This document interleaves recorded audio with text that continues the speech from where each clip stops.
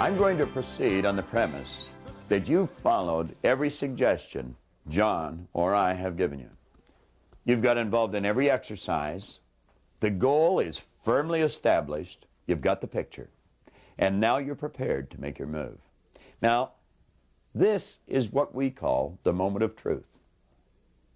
This is where you exercise your natural risk-taking ability. We mentioned right at the beginning of this series, when we referred to that beautiful little baby, that baby is a natural-born risk-taker. So are you. So am I. So is everyone. Our problem is we have many shackles that we pick up as we move along the road. Fear holds us back from literally living our dreams. And that's the only kind of life that we want to be involved in. Let's choose to live the way we really want inside. Now, Abraham Maslow's pointed out that you're either going to step forward into growth or you're going to step back into safety. There's no compensation in playing it safe. Pay particular attention to this part of the You Were Born Rich program that has been designed for you. Let yourself get involved in it. Understand that fear is holding us back. Understanding and courage is going to enable us to break through that barrier. Now, you know, everything that we've covered up till this point is going to help you understand this particular lesson. How many of you have set goals in the past and you come right up, but the fear inside stops you and you back away? How many of that happened to? Everyone has experienced that. You know, Abraham Maslow one time said you will either step forward into growth or you'll step back into safety. That safety could be a prison. Is Janet Hall in our audience? Is Janet here? Janet was in a seminar recently, and she gave me a poem. And she said, would you like to have this? And I read it and I said, yeah, I sure would. And this is the first time I've shared it with anybody, but I don't know who wrote it. Janet might have wrote it. She didn't say whether she had or not. But at any rate, I got her name and I marked it on the poem. And I am indebted to her for it because it's so good. In a moment you will be too. Here we're talking about risks. This is incredible. Says to laugh is to risk appearing the fool. To weep is to a risk appearing sentimental. To reach out to others is to risk getting involved. To show your feelings is to risk exposing yourself. To place your ideas, your dreams before the crowd is to risk their loss.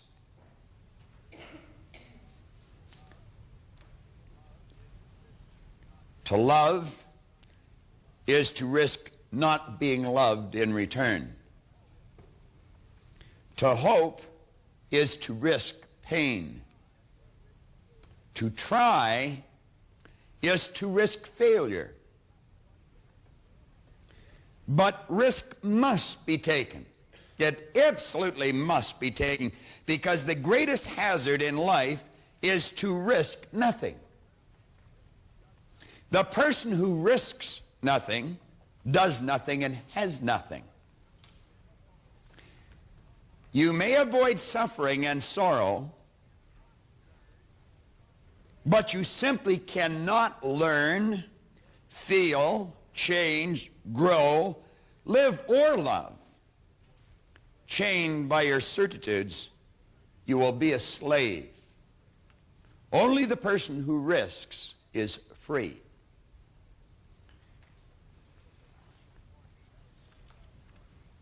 That'll take on even more meaning as I get into this lesson.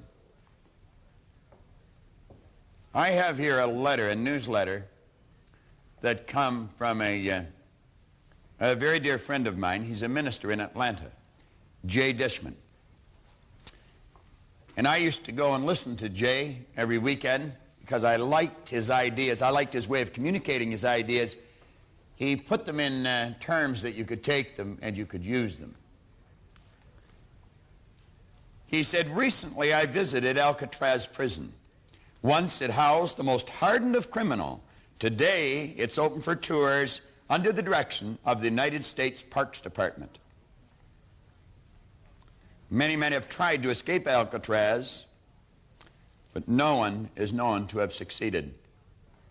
As I listened to the tour guide explain the impossibility of escape, I thought of other prisons equally as confining as Alcatraz, but where the doors are never locked, no guards walk the walls, escape is encouraged and in fact possible. And he said that prison is habit. You want to really be consciously aware of what you're doing.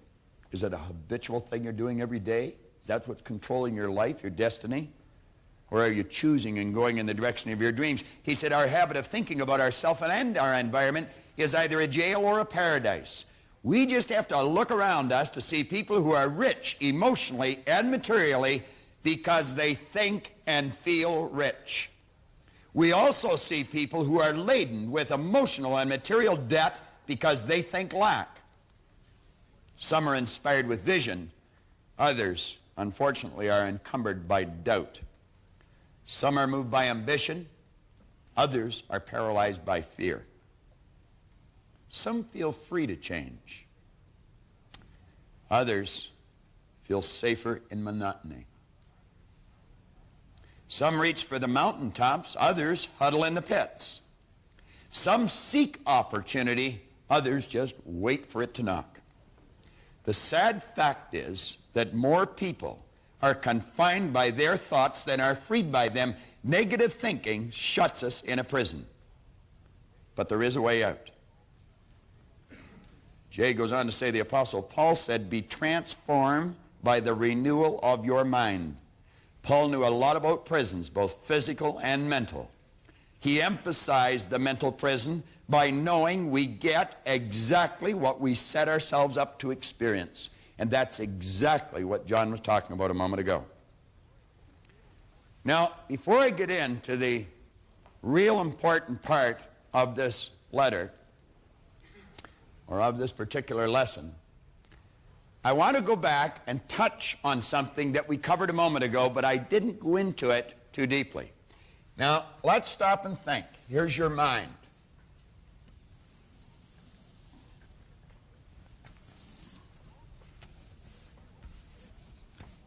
Most of us are conditioned, and remember what conditioning is, nothing but a mass of habits.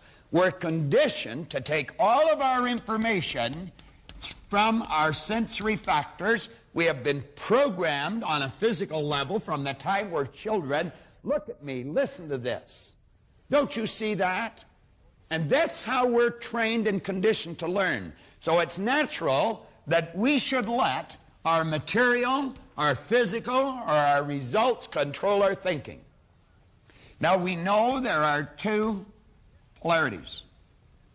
I pointed out on this side is ignorance, and its polar opposite is knowledge. Now, an ignorant person does not understand that they can operate with their intellectual factors, they can choose the picture and get emotionally involved, and they can see the results come about in their life. They don't understand that they're letting their results control their thinking. So they set a goal, but then they look for the signals that it's going to happen. Where they start to look at the empty bank account, the wealth, it's no good. It's not there. We don't know if we're going to have enough money to keep going. And what we do at that point, we forget our goal and we start to worry. And then we doubt ourselves, and it's a negative experience. It's a psychic disease. That worry instantly and automatically turns into an emotional state called fear. Now keep in mind, you're working with the central nervous system. It is the most incredible electrical system in the universe.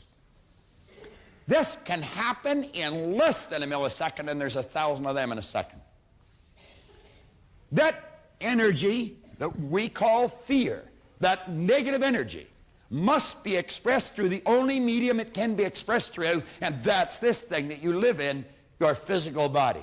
And it expresses itself in a negative vibration that's more commonly known as anxiety. I had someone talk to me here just about an hour ago about anxiety. That's the cause of anxiety. Worry isn't the cause. Fear is not the cause. Ignorance is the cause. Not knowing. Most of us are afraid to admit our ignorance. We're all ignorant. I admit my ignorance freely when it come to doing some plumbing yesterday morning at about 4:45 or something like that. I admit my ignorance when it comes to tuning up a car. I'm absolutely useless. In fact, I'm ignorant in most areas. I just know how to do what I'm doing. But I don't even want to learn how to do anything else. You do this well enough, you can hire somebody to do everything else. You know. Develop your strengths, manage your weaknesses. How do we eliminate ignorance? It's very basic and very simple. We study. We study and we develop understanding. And the understanding tells us, quit let your outside world, don't let your outside world, don't let previous or present results control your thinking. Visualize what you want, get emotionally involved with it. The understanding leads to faith, and the faith manifests on the physical plane as health or well-being. You can literally transform the state of health that your body's in. I've seen people that close to death's door change it. I've watched people who are in terrible state literally change their life. I keep telling people how much I've changed, and I know that some of you, if you just hear for the first time, you never knew me before, you'd say, wow, he's saying that. It's good copy for the seminar. Had you go talk to my mother. I got to the point where she was the only one that had even any hope that I'd ever wake up. I was like the principal that had 2 good reasons to go to school at 40. I mean, I was 26 and I still didn't know. John was exactly the same. Just an absolute mess. Beautiful person, but he didn't know it. I was, but I didn't know it. I want to take just a moment to introduce John's parents, because they're here today. They're sitting right over here. They're very good friends of mine. Why don't you stand up for a minute, Mr. and Miss Canary?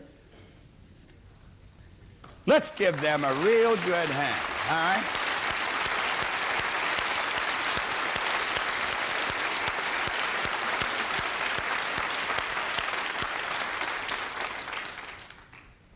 They are 2 of the nicest people you ever want to meet. And Mrs. Canary's not at all reluctant to tell me to mind my own business or keep my place. I mean, she's always given me hell for something. But you know something? She's an honest person, and so is he. And if you were to go talk to them, they would probably tell you that they just can't believe the change that's taken place in John. And it's done it through these ideas. And you know, whatever it is, you can change. And you know, the beautiful part, they probably enjoy the change more than John does. No, they really do. Because I think when changes like that take place in our loved ones, it makes us feel so good inside. You know? So not only do you benefit from the change, so does everyone else benefit from the change. Now, we're going to run through a mental process that every one of us have experienced. I'm not going to talk to you about something you do not know about. I'm going to talk to you about something you do know about. You may not know how to stop what happens, but it's happened to every one of us. It's happened to you. Now let's go back and draw on the information that we started with. In our little life, we had all kinds of ideas programmed in here. John talked about that quite a while ago. Then we began to think, what kind of thoughts would we think? We would think thoughts that were in harmonious vibration with the conditioning we already had. It's natural for a person to think X-type thoughts, X being the unknown factor. So it would apply for all of us. If our mind is programmed, our subconscious is programmed with X-type conditioning, it would make sense that we would think X-type thoughts. Why would we? Well, by thinking X-type thoughts, those thoughts, when they're mixed with the conditioning, set up a vibration that we're used to. That's called the comfort zone. It might not give you the results you want, and in fact probably won't. But it's comfortable. Do you know you can be comfortable getting very inferior results? You can be very comfortable in a relationship you totally dislike. Why do you think people stay together that don't even like each other? It's comfortable. It's comfortable. It's also dumb. Yeah. Why do you think a person stays on the job they don't like? It's comfortable. They're used to it. There's no risk. They know how to do it. Going after the bigger job might be scary. Keep thinking. Now, let's bring this ahead. We said this was bondage. It's prison. Now, this is what we call reason. Remember what we said here? We have sensory factors. You can see, hear, smell, taste, touch. Here we've got the person with the X-type conditioning, X-type vibration, that produces X-type behavior, that produces X-type results. Let's say the X-type results represent $18,000 a year income. That's about where it was, isn't it, Al? Now remember, we also said we have the ability to choose thinking this way or this way. We can think of how we can get what we want, or we can spend time thinking of why we can't. We also said as long as an idea was just here in our conscious mind, it would have absolutely no effect on how we felt or anything we did, because it's right here in our consciousness. Now, this is also called the educated mind or the intellectual mind. This is the part that reasons, that thinks. Now, do you know you could put a Y-type idea in there, Y being much better than the old conditioning. See, this conditioning represents an $18,000 income. I'm going to use money because everyone can relate to it. Now, I'm going to ask Al, because we talked about Al here a little earlier. Al walked over at the break, and Al gave me a sheet of paper. Now, I haven't asked Al if he'd talk about this, because I want this to be spontaneous, and I also want it to verify something that I'm almost certain of. In fact, I'll be shocked if I don't get the answers that I'm expecting. I really will. Because I know so much about how the mind operates in the human personality. Al, let's let the Y represent the $500,000 income. And the X-type conditioning represents the $18,000 income. Now, Al, this conditioning caused you to do what you were doing to give you that income. All right? Did you like what you were doing, Al? Were you excited about it? Not 100%, no. Not 100%. I mean, you weren't really turned on with it. No. Marge, were you excited about what Al was doing? No.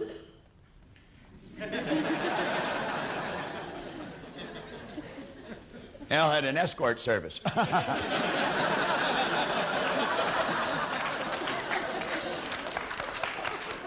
That wasn't really fair, but they're pretty good heads, so I think they'll go along with that.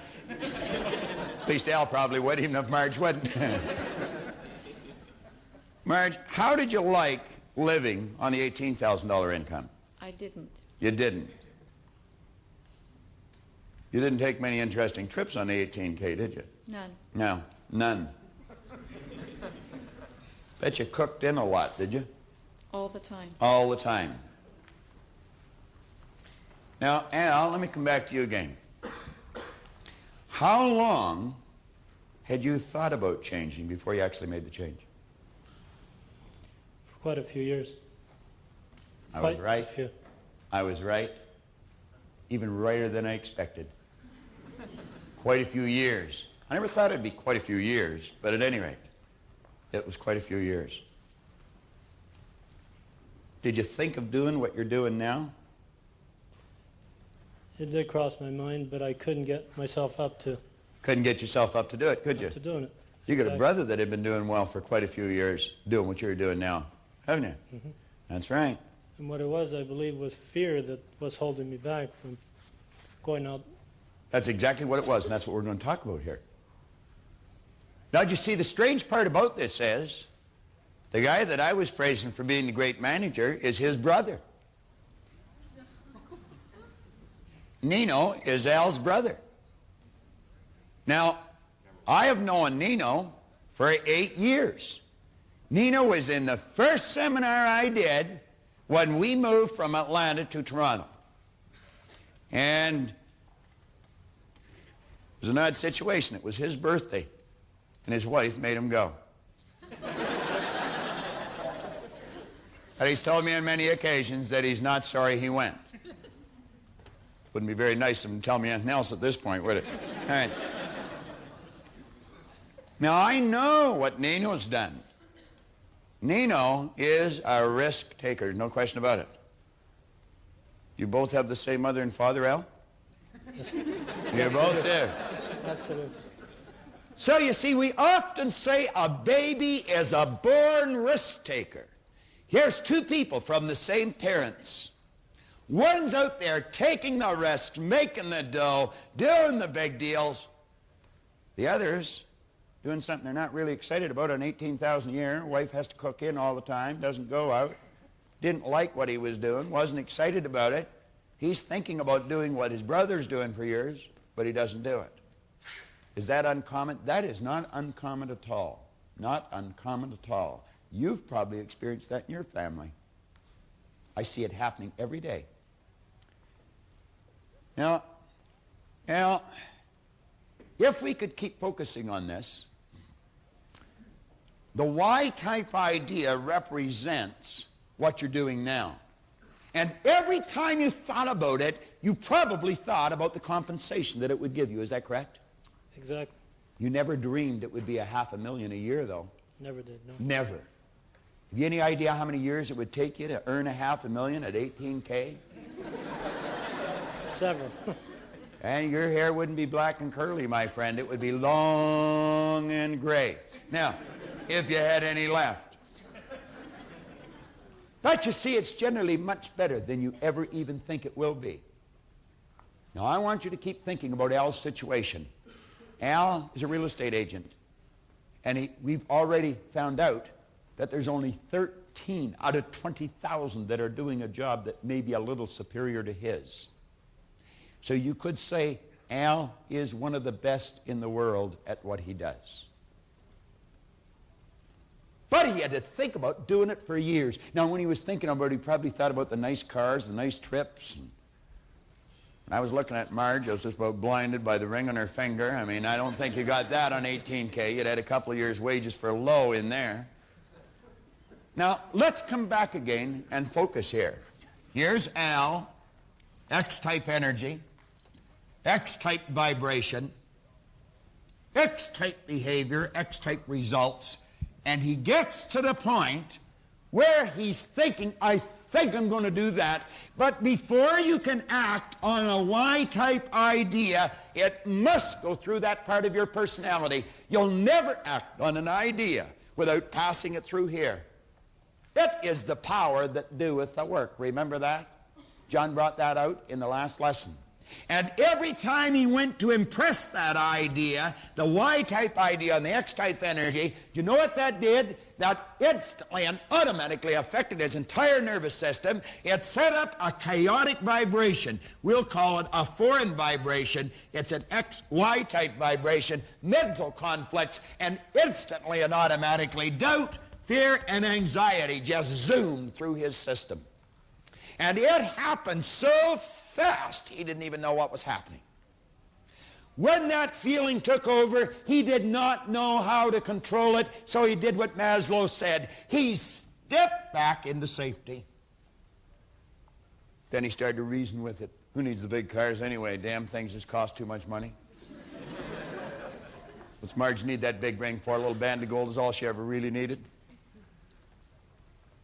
Those prices in those rich restaurants are ridiculous anyway. Lights go down, the price goes up.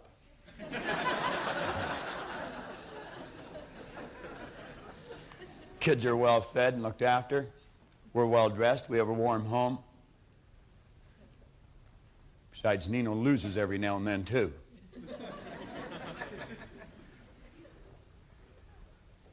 I don't really need it. You've got to justify staying here some way. So you do something called rationalizing. That's rationing lies to your mind. Could Al break through this terror barrier? Not only could, but he did. But he did. Here's the X-type energy. Here's the Y-type idea. And he started to get emotionally involved. Did he create doubt, fear, anxiety? Yeah, he sure did. But I'm going to tell you what's different. He started to do it with understanding. Understanding. And you know what that led to? That led to freedom. Now, I want you to watch here for a moment. What did Al say? He said just after he made the change, he came to the seminar. He started to use the tapes. I met young Christina yesterday, and apparently they're inundating her brain with the tapes. And I'm going to tell you something, Christina, it's going to pay off for you. It's going to pay off for you.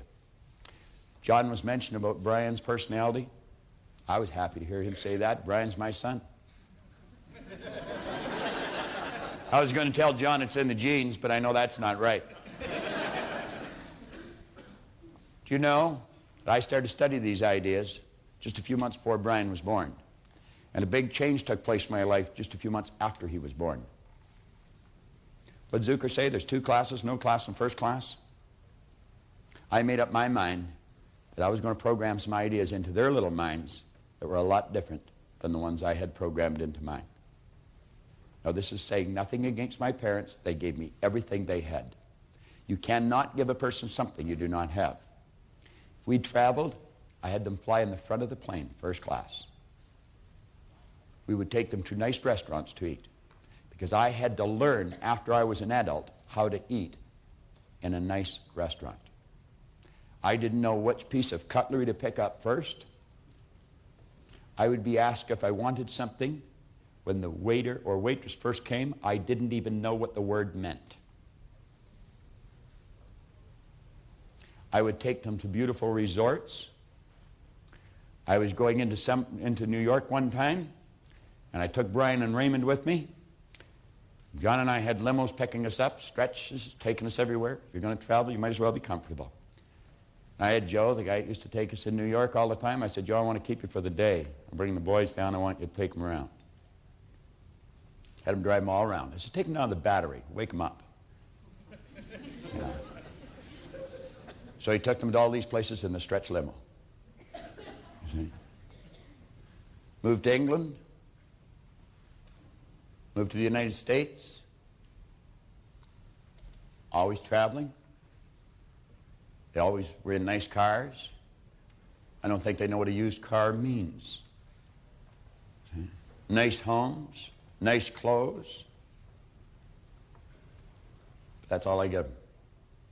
The homes they bought, they bought. They earned the money, and they bought them. Somebody say, oh, wow, yeah, it's Proctor's kid. He can afford to buy a couple of houses. You're right, he can. And not because he's my kid, because he got the ideas. He and Leslie study it all the time. Colleen does what she wants. Raymond does what she wants. I never went to college. Nobody in our family ever went to university. So there was never much talk about going to university. Linda helped me with that idea. We didn't talk to them whether they were going to go. We talked to them where they were going to go. See, we had them making a choice. Which one do you want to go to? Not do you want to go or not. And if that's all you talk to them about, they make a choice. Colleen chose Illinois State. Raymond chose Wilfrid Laurier. Now he tells me he wants to be a lawyer. He's in his last year in Wilfrid Laurier. So I guess we're locked in for another 4 years. But I treat education, as being almost sacred. As long as he'll go, I'll pay.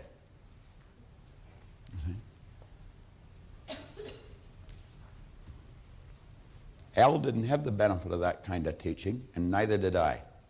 Do you know what he did? He did the same thing I did. He came to seminar and he got involved with those tapes. And he listened to them over and over and over again. And if you're watching this videotape, don't think just because you hear what I'm saying and you can repeat a bit of it that you know it. You want to watch it over and over and over again. You get one of the most magnificent tools in your hand that you'll ever get your hands on. Now I want this to represent X-type conditioning in your life. Let it represent X-type conditioning. Let this represent the Y-type idea. Now watch. You're watching with your eyes.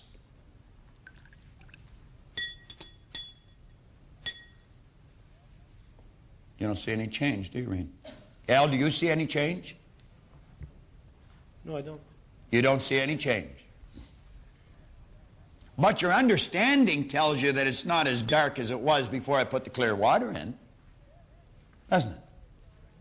You see, as you impress the bigger idea, the old conditioning becomes weaker. And as we keep doing it, it becomes weaker. And it becomes weaker. And it becomes weaker. But you see, our eyes deceive us. We can't see any difference. But every time we watch the video, every time we turn on the set, every time we review the paragraph with the tape, every time we watch this idea being explained, the old conditioning becomes weaker and weaker and weaker. And if we will keep impressing it, even although it appears that everything outside is remaining the same, our inner eye of understanding tells us it's not the same, that it is becoming weaker. Now I want you to think, even although you experience some doubt and fear and anxiety, you understand what's causing that. It's the change that's taking place in the mind. That's what Paul talked about, the renewal of the mind. Now, Thoreau one time said something that is so rich with truth. He said, if you will endeavor to live the life you have imagined. That's the new idea, the Y idea. He said, any person who advances confidently, and you've got to do it with confidence, and that comes with understanding. Any person who will advance confidently in the direction of their dream and endeavor to live the life they imagined, they will meet with success unexpected in common hours. Now watch this, because one day you're going to wake up and everything will have changed. Just like that. And your life will never be the same again. That's the way it works. That's called awakening. And that's what life looks like now, isn't it, Al? Absolutely. How did John start out talking about Lee? He said, I couldn't give you what I've got because you got too much of what you got. But if you work with it just a little bit at a time, I guarantee you'll bust through that terror barrier that we have written there on page 49, and you will experience the freedom that, I might add, you were born into. Have you ever wondered why you're attracted to the baby? It doesn't matter the race, the religion, the creed, the culture. None of those things matter. If a mother or father standing in front of you in the shopping line, you've got the strongest urge to reach out and touch that baby. Sometimes you'll want to hold it and just kiss it. You will. Sometimes you cannot contain yourself, even though you don't know the people. You'll look hesitantly at the parent just so you can touch the little baby's hand and let it hold your little finger. Why do you think that is? Why do you think there's such a strong magnetic pull?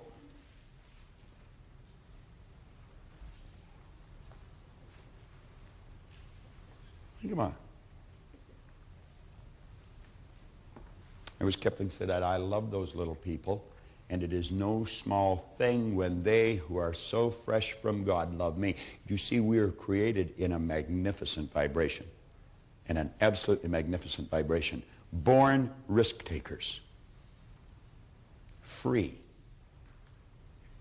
That conditioning takes place after birth. You can change it. It takes guts. It takes goals. Now, do you know something? You're sitting there watching this and you're thinking, by God, I'm going to change something.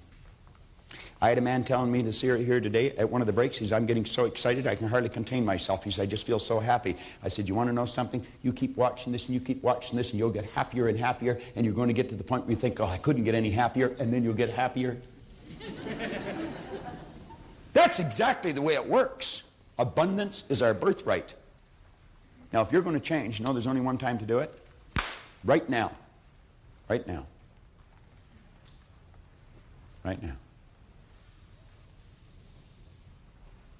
You see, Al Spazzeri made a decision. Regardless of the fear, regardless of the doubt, regardless of the flack from his buddies at work, he made a decision. And he made the decision on page 50, at the top of the page that Gerda was talking about. He said, are you in earnest? Then seize this very minute what you can do, or even dream you can do, and begin it. Boldness has genius, power, and magic in it. Only engage and the mind will grow heated. Begin and the work will be completed. Emerson said, do the thing and you'll get the energy to do the thing. You can go busting through this, and I'm going to tell you, with this understanding that you've got, then that you're heightening, that you're developing higher and higher and higher again, you can turn it into an awareness and enthusiasm. It does not have to be a terror barrier. It can just excite the daylights out of you. In our company, we have a plan. We have a plan. And it's a big one. This seminar that you're sitting in is going to be marketed throughout the United States, throughout New Zealand, throughout Australia, throughout England.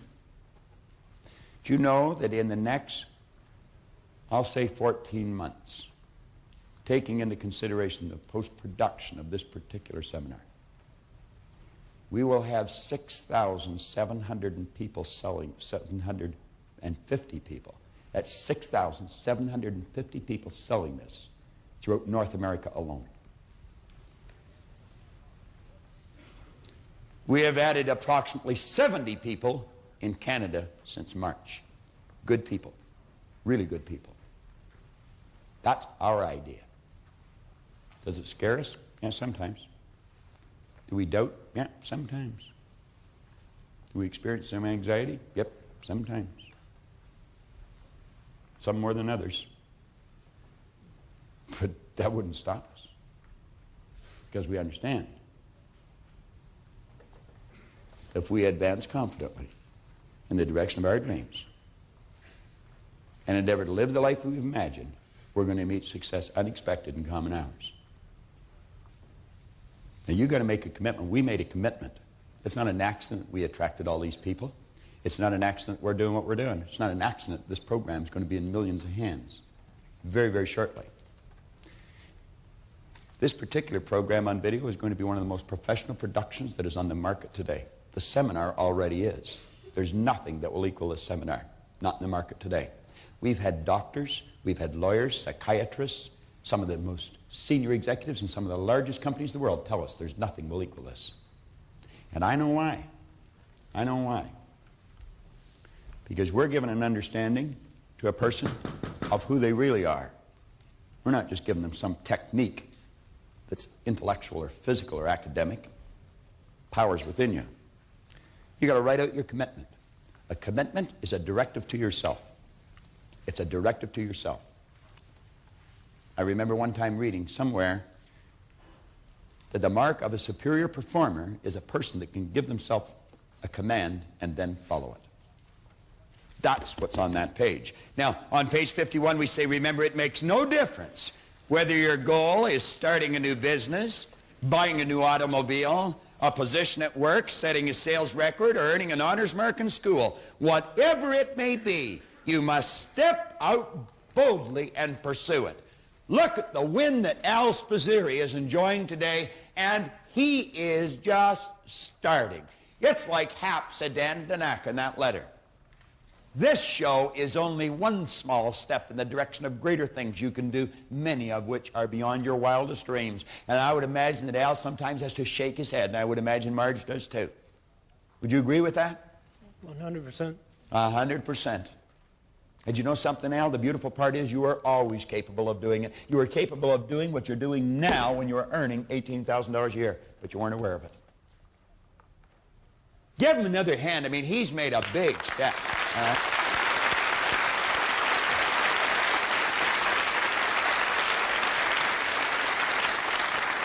What did we say right at the start of the lesson? Motivation in education leads to wise decisions and intelligent action, and enables us to enjoy the prosperity which is our birthright. Now we say, keep reminding yourself that you have tremendous reservoirs of potential within you. We're on page 51. And therefore you are quite capable of doing anything you set your mind to. You really can. I don't care what the cynics tell you. Quit listening to some of your peers. Want to shoot a better golf game? Quit golfing with your friends. Now all you must do is figure out how you can do it, not whether you can or not. Just think of how you can. Forget about whether you can or not. You know you can. You just have to find out how. Begin to visualize yourself as a risk taker, and then starting telling yourself that you are one. Become fully aware of the good vibrations you get simply by virtue of practicing these simple exercises. Now here we are at the page of top of page 52. I've been quoting William James or James Allen. Through every lesson I think I've given you this quote. Your circumstances may not be congenial, but they will not long remain so if you perceive an ideal and strive to reach it. I still have not figured out how Leslie and Brian even bought that first house.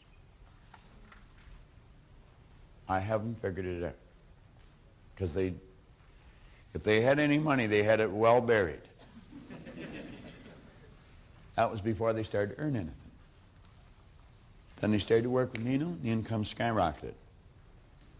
So I don't even have to think of how they bought the second one. I'm not quite sure how many they're going to buy. But I know one thing. If you haven't got much, and you want to get a lot in real estate, you sit down and talk to them, they'll tell you. That you're going to make some major exciting moves. You've been thinking about them. You're committing yourself to it. When are you going to do it? When are you going to do it? You've got to create a sense of urgency. I'm going to do it right now. I wanted to make $250,000 in a year. And I achieved that goal. And when Bob says, be careful what you think because you will surely become it, we did $420,000 that year. I came back with the suggestion of Sam Kalanick. Sam is with the Natal organization, KM in the States. And Sam suggested that I come back to the seminar and get back into the Born and Rich book because that's where the success came from the beginning. And I'm sure that with the Proctor seminar that I've had here today, that I know that I'm going to reach my new goal of $1.3 million is what I want to make this year. To earn $500,000 in the next 12 months. I came to Bob Proctor's seminar 4 years ago. At that time, I set my goal to make $40,000 a year salary. And after 4 years, making about 3 times that, I've come back again because I want to make it triple or quadruple. I want honors. I want to graduate with honors. We're going to talk about the fine line between winning and losing. And as it says in your book, it's just as fine as the razor's edge. So let's give John a warm welcome so he comes up to lead us through this next lesson.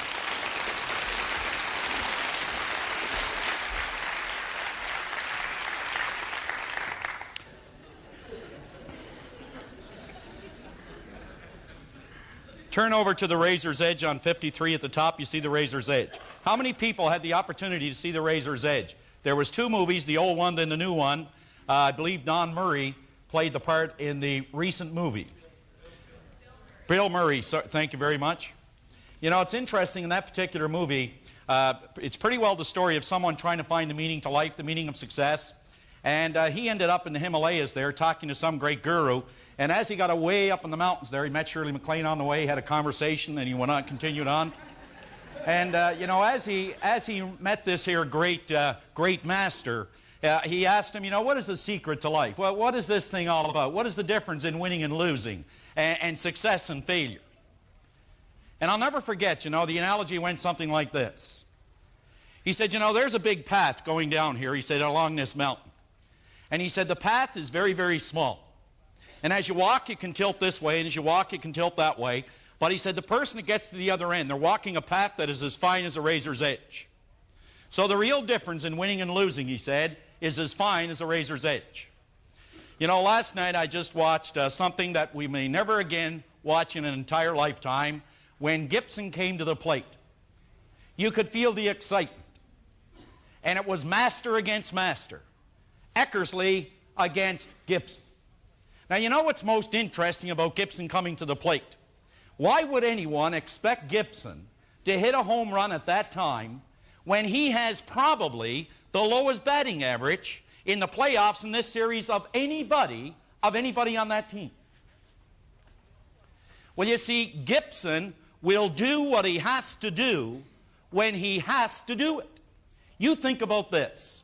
Do you know that the people who come to these seminars the most are the ones who need it the least? The ones who do not come are the ones who need it the most. Now, the real razor's edge difference works this way for you and for me. Many, many years ago, there's a great story told about a guy named Charles Schwab, who was the president of Bethlehem Steel and eventually put together the package called U.S. Steel. And he was approached by a guy named Ivy Lee. Ivy Lee walked in and he said, Mr. Schwab, I believe that we have an idea that could dramatically increase your business, he said, beyond where it is. And the most interesting thing about that is that when Schwab said to him, well, we already know what it is we should be doing, but if you can show us a better way of getting it done, we'll listen to you and pay you anything within reason. Well, Ivy Lee took out a sheet of paper and he started to write on it. And he said, now I want you to get out a sheet of paper. Now he said, what I'd like you to do, Mr. Schwab, is write down the 6 most important things you have to do tomorrow. Schwab did as requested. Now he said, first thing tomorrow morning, I want you to take out that list. And he said, you'll have them numbered in priorities. Priority A, B, C, D, E, F, G, or 1, 2, 3, 4, 5, 6. Now he said, I want you to work on number 1. And don't go to number 2 until you complete number 1. He said, then you try the idea, put it to work for 60 days, send me a check for whatever you think the idea is worth. 60 days later, Ivy Lee received a letter stating that the lesson had been the best he had ever learned from a business point of view. And he enclosed a check for $25,000. Now I want you to write down the 6 most important things you have to do tomorrow. That could be the razor's edge difference for you. Now you put it to work and in 60 days you can send me a check for $25,000. But you see, there is such a small difference in the people that are actually coming up with the results versus the people that are not getting the results. What is the difference in person B and we'll say person A? What is the basic difference? I mean, they both have, we'll say, the same aptitude, same education, maybe come from the same neighborhood, may work in the same company, they may have even gone to the same schools. But it seems that person A, they just keep on achieving even though they have great adversities, but person B never really gets off the launching pad. What is the basic difference in these two people? Well, I believe it's the razor's edge. That there is such a fine line that separates people. Now I want you to consider this. Wade Boggs was the leading hitter in the major leagues, in the American League in the last season, and perhaps for the last 5. He ended up with a batting average of about .358. The person who was the 10th highest hitter in the major leagues was somewhere around 301. What is the real difference in Wade Boggs and the person who was in 10th place? Consider it.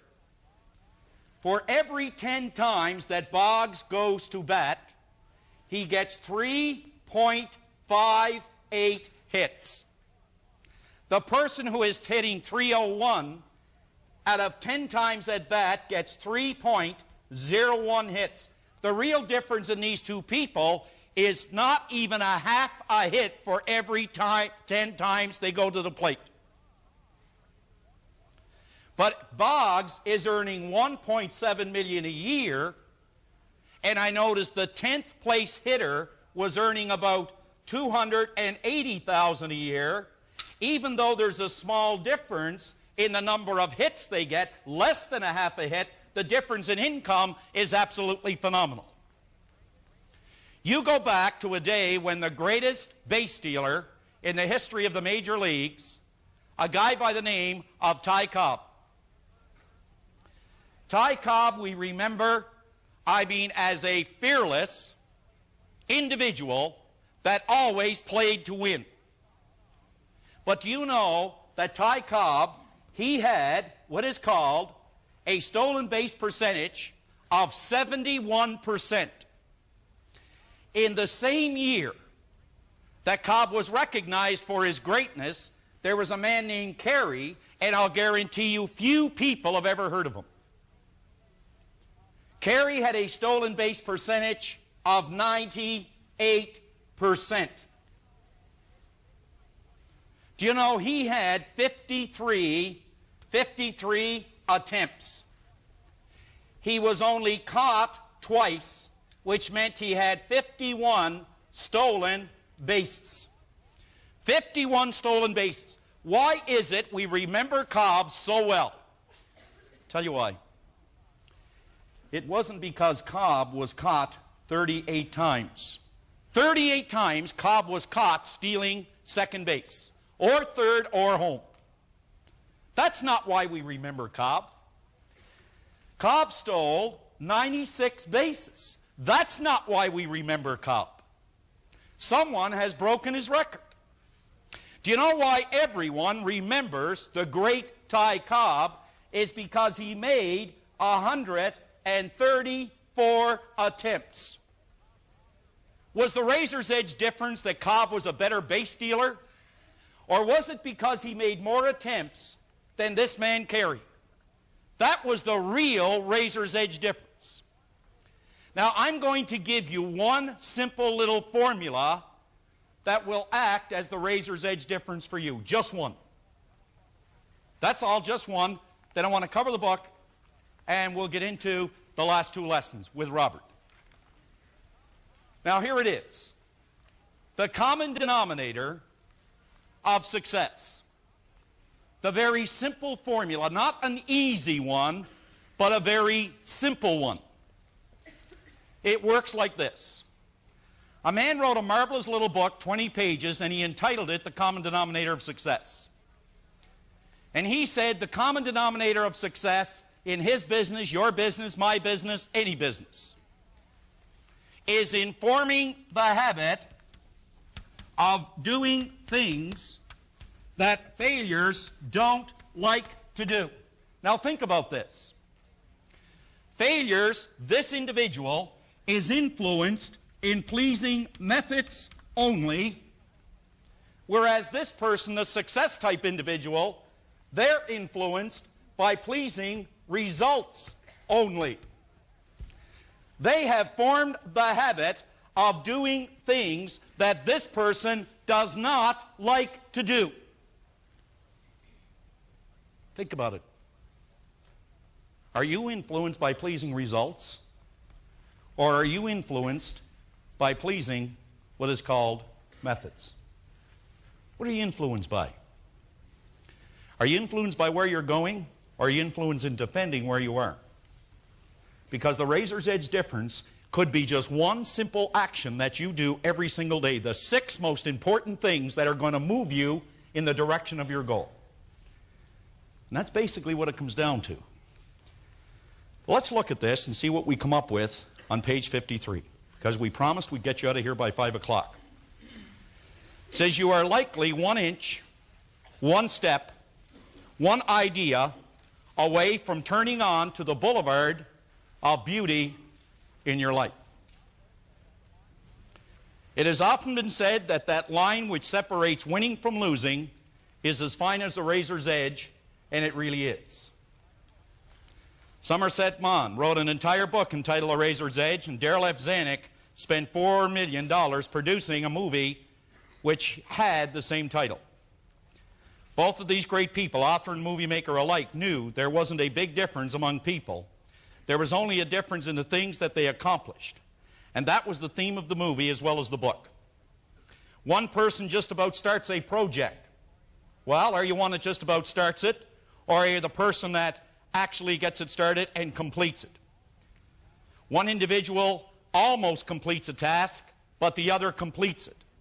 One student nearly passes the exam, the other person passes it.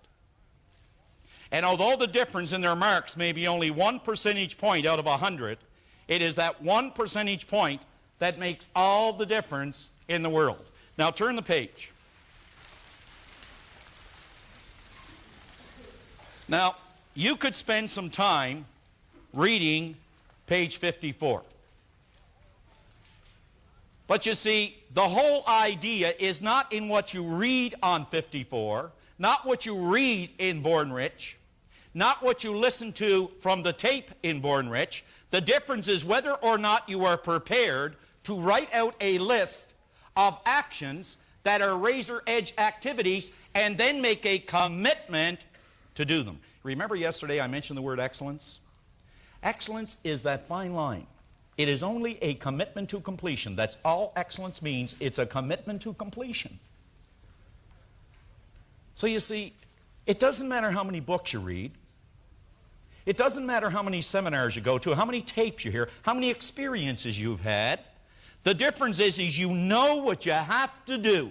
There isn't one person in here that cannot intellectually comprehend what it is they have to do and write it down as a razor's edge activity. As a razor's edge activity. Anytime that I mention this 9 a.m. idea that I just want to share with you for a moment, and I look at a guy up there named Grant Sylvester. He knows it as well as anybody. But I can remember when earlier on, about 18 years ago, Bob would talk about the 9 a.m. call. In other words, about being in front of people at 9 a.m. every day. And you know, I tried that one time. And they say that trying is failure with honor.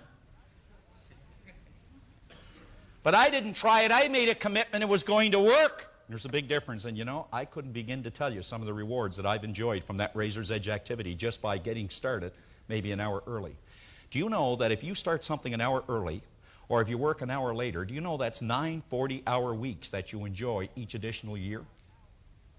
Just 1 more hour is a razor's edge activity that'll give you 9 40-hour weeks of productivity in your life, no matter what area of your life you're talking about.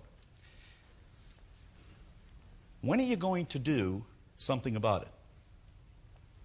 When are you going to sit down, take this page, page 55, and actually list some things that you are definitely going to do, which are relatively simple things, and again, they're not easy. Anybody that ever tells us something is easy, they say that because they don't do it. There isn't anything that's easy. You know, it's interesting how last night you look on the dugout and they're talking about where is Kurt Gibson. Obviously, he's not dressed tonight. A number of years ago in Michigan, Kurt Gibson was having problems hitting left-handed pitchers because he's a left-handed hitter. And he was having such a hard time that he actually went and he took a course on visualization because it was affecting how he hit right-handed pitchers. Let me tell you what happened. Not only did he start hammering right-handed and left-handed pitchers, but last night what you experienced was a man who made a decision and who made a commitment to completion. He come out there in 2 gimpy legs in pain. He had a hard time running around the bases. But did you notice that in pain he was in joy? Did you notice in pain he was in happiness? Did you notice in pain he was in victory? Did you notice in pain that he was a winner? He knows the difference as far as the razor's edge is concerned. I don't know if he knows how to verbalize it, but I can tell you this. He knows how to act on it. He knows how to act on it. He could have said, Tommy, I don't feel good enough to go. Tommy, I don't think I can make it. Tommy, you should use someone else. No, he said, Tommy, I'm available when you need me. When the reporters asked him, why would you even think of playing with such pain and such injuries? He looked at the reporter and he said, have you ever played baseball?